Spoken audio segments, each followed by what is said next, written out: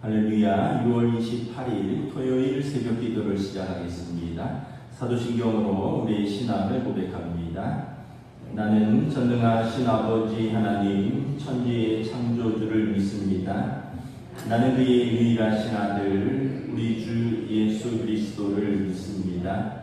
그는 성령으로 잉태되어 동정녀 마리아에게서 나시고 본디오 빌라도에게 고난을 받아 십자가에 못 박혀 죽으시고 장사된 지 사흘 만에 죽은 자 가운데서 다시 살아나셨으며 하늘에 오르시어 전능하신 아버지 하나님 우편에 앉아 계시다가 거기로부터 살아있는 자와 죽은 자를 심판하러 오십니다. 나는 성령을 믿으며 거룩한 공교회와 성도의 교제와 죄를 용서받는 것과 몸의 부활과 영생을 믿습니다. 아멘. 찬송가 89장 찬양하시겠습니다. 찬송가 89장입니다.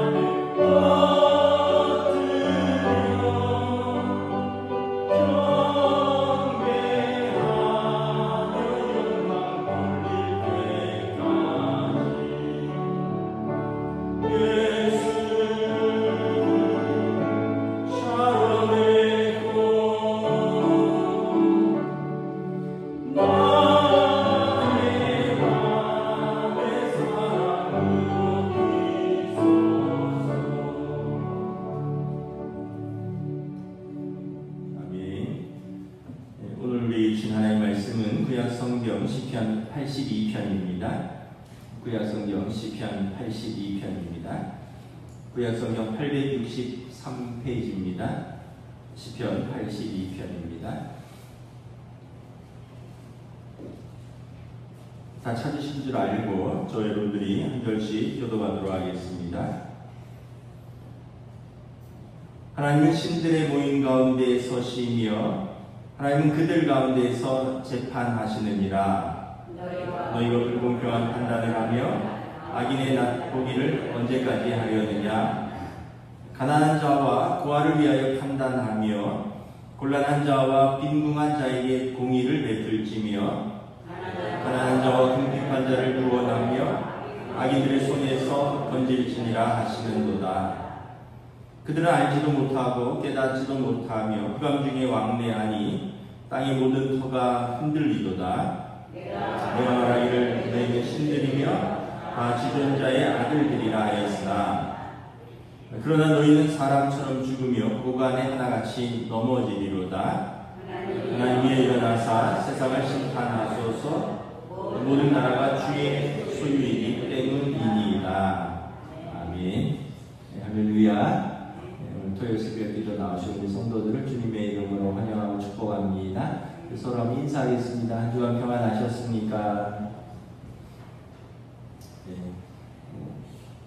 오늘부터 장마가 시작되는 것 같기도 하고 서울은 남쪽은 이미 시작된 것 같은데 시편 말씀을 새벽마다 이렇게 묵상하고 있습니다. 시편 82편은 공의로우신 하나님이 세상의 재판장들을 재판하신다 이런 내용입니다.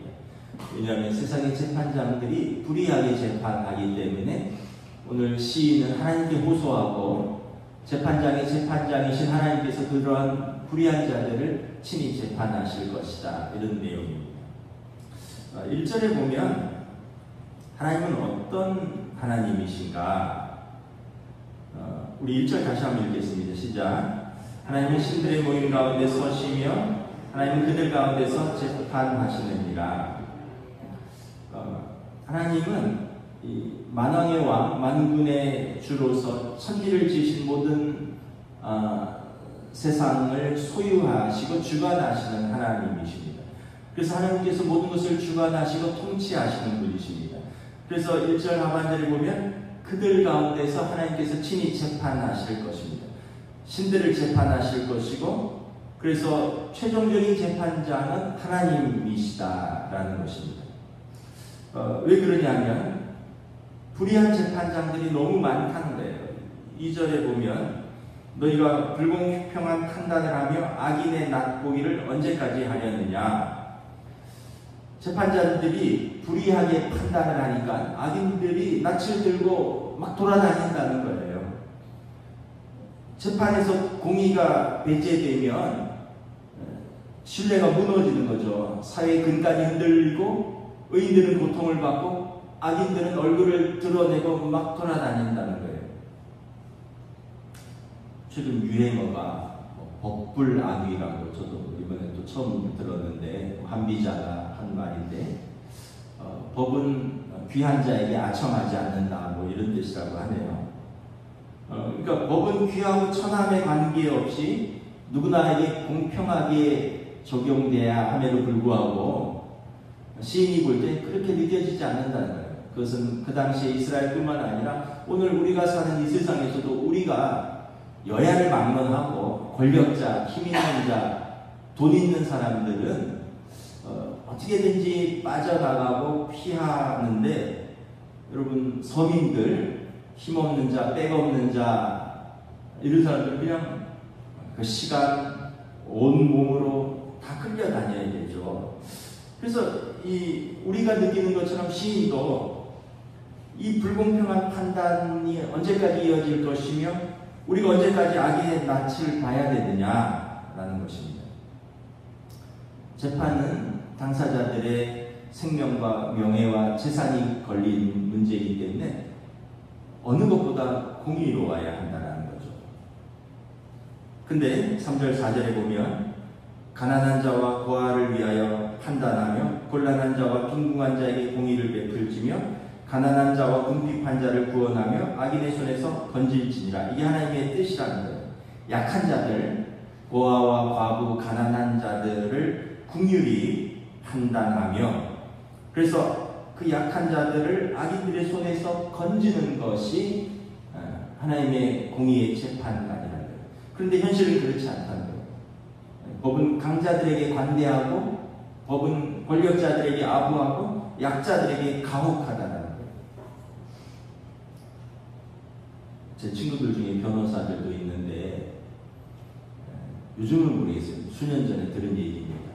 민사는 300부터 시작하고 형사는 700부터 시작한대요. 이 300만 원, 민사 사건은 300만 원부터 시작하고 형사 사건은 700만 원부터 시작을 한대요. 근데 이게 경찰 조사 단계입니다. 그리고 이제 기소가 돼서 공판으로 이제 재판으로 넘어가면 다시 변호사를 선임해야 돼요. 그럼 여기서 2배가 돼요. 민사는 500 이상부터, 형사는 1000만 원 이상, 1500부터 다시 수임을 해야 돼요, 변호사를. 1심 끝나잖아요? 근데 이제 누가 항소를 했다. 2심으로 들어가면 다시 선임을 해야 돼요. 3심으로 가면 다시 선임을 해야 돼요. 그래서 웬만한 사건 하나 하면 5천만 원 됩니다. 서민들이 할 수가 없어요. 거기서 재판을 지면 상대방 재판 비용, 소송 비용을 다 진 사람이 물어내야 됩니다. 감당을 못해요.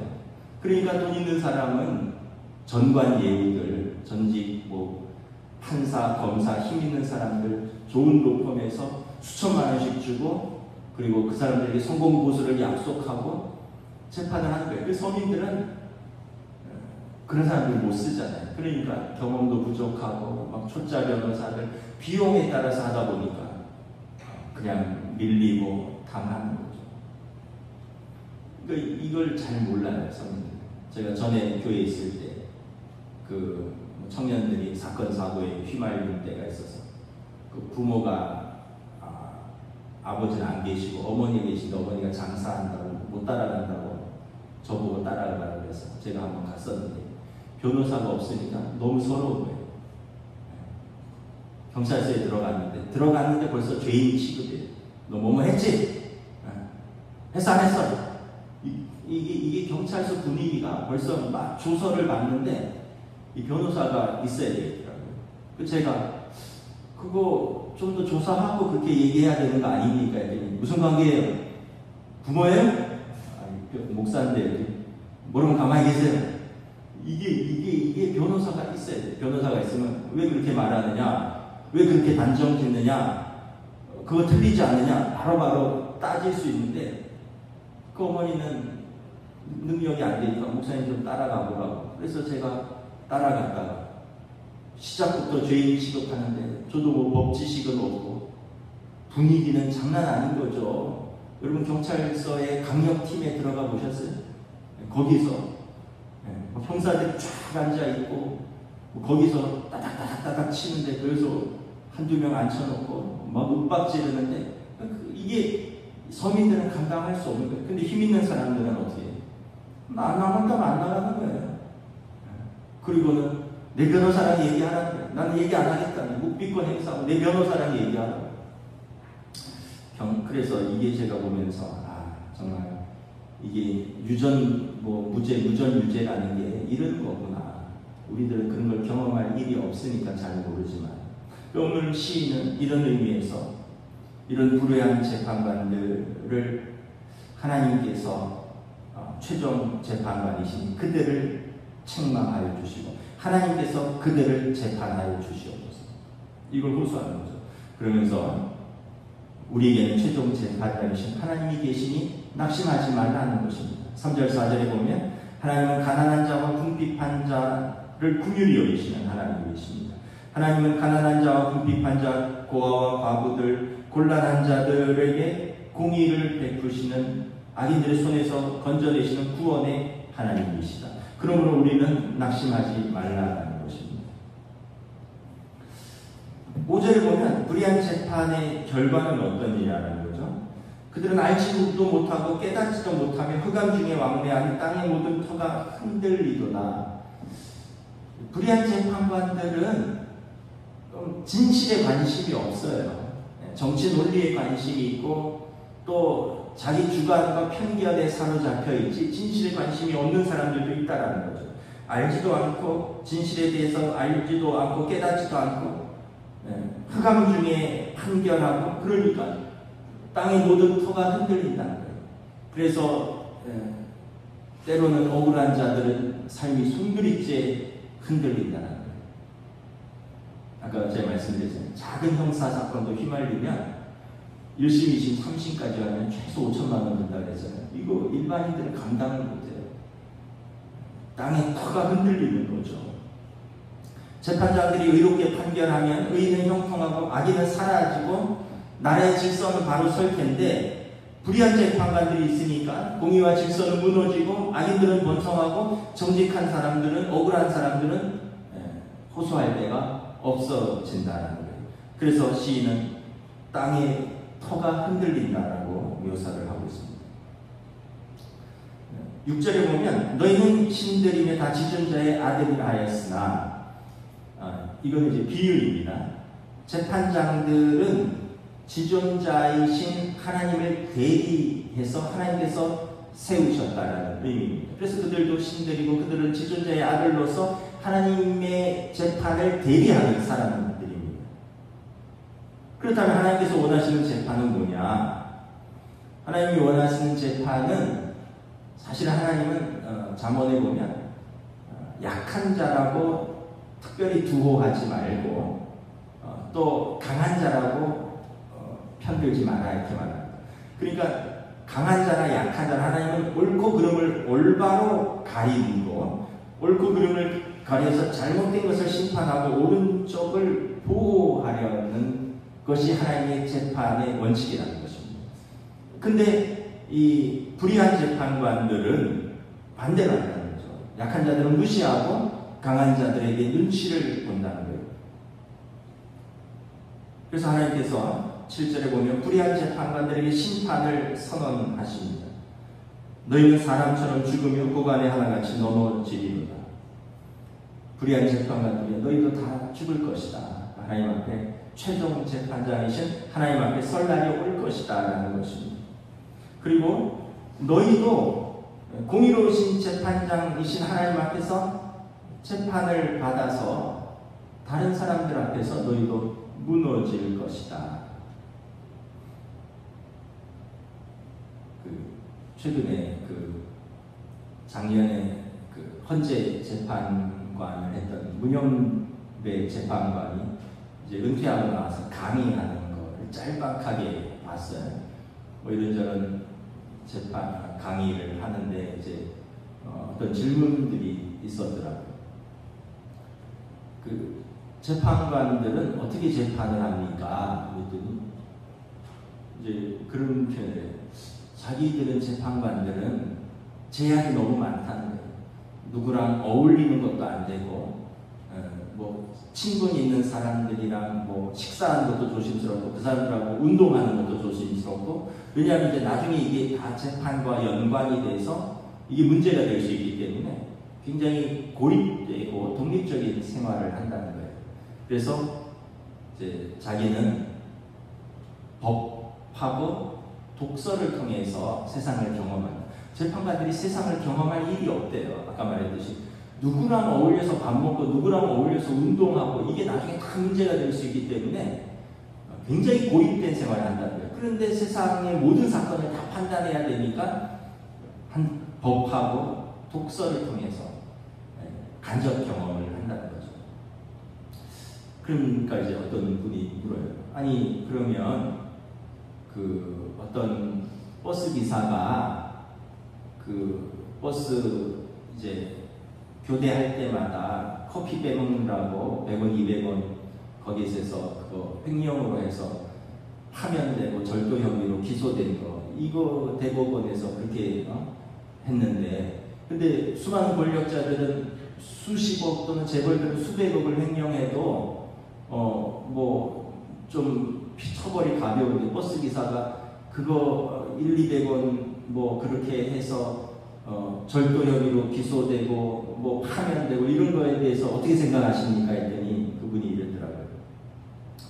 아마 한 번은 아니었을 겁니다. 이게 반복되기 때문에 아마 이게 100원, 200원이라도 반복이 되기 때문에 죄가 좀 커지는 것 같고, 그 다음에 재판장이 좀 더 융통성 있게 세상을 좀 봐야 되는데 그냥 법만 보고 한 것이 아닌가. 그래서 재판장들을 위해서 우리말로 하면 기도해 달라는 거고, 이제 좀 잘 지혜로운 재판이 되도록 좀 응원해 달라고 이런 내용들을 이렇게 하더라고요. 그만큼 이제 재판이 어렵다는 거예요. 왜냐하면 법으로만 보면 이게 어떤 뭐 유죄냐 무죄냐로 명확하게 판단이 되는데, 그 사람의 또 형편과 처지를 보면 또 이거를 좀 어느 정도 또 베풀어야 되냐. 근데 이게 약자에게 베풀면은 은혜인데 강자에게 주로 베풀고 약자에게는 엄격하게 한다는 거죠. 그래서 뭐 이런 거에 대한 불만이 우리가 너무나 많은 거죠. 그래서 시인도 오늘 하나님 앞에 이걸 호소하는 거예요.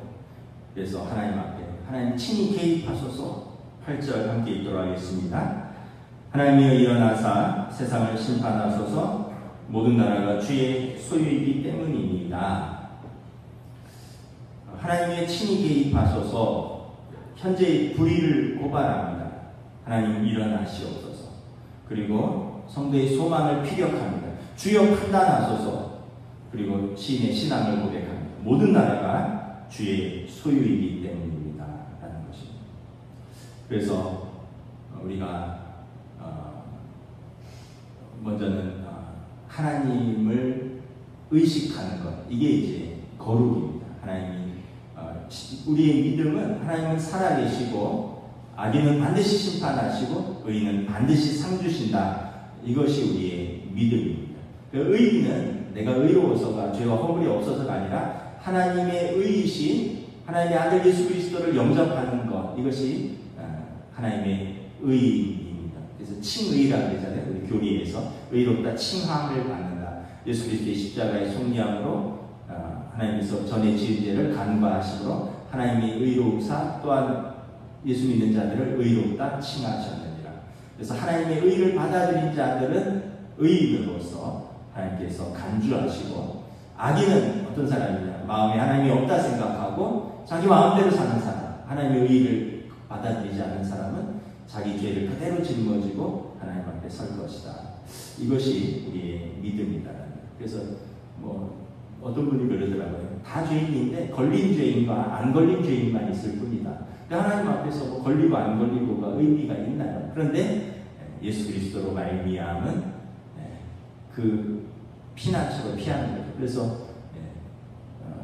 여호와를 기뻐하는 것이 우리의 힘이다.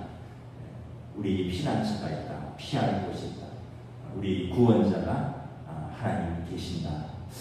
이것을 또 우리가 고백하는 것입니다. 말씀을 정리하겠습니다.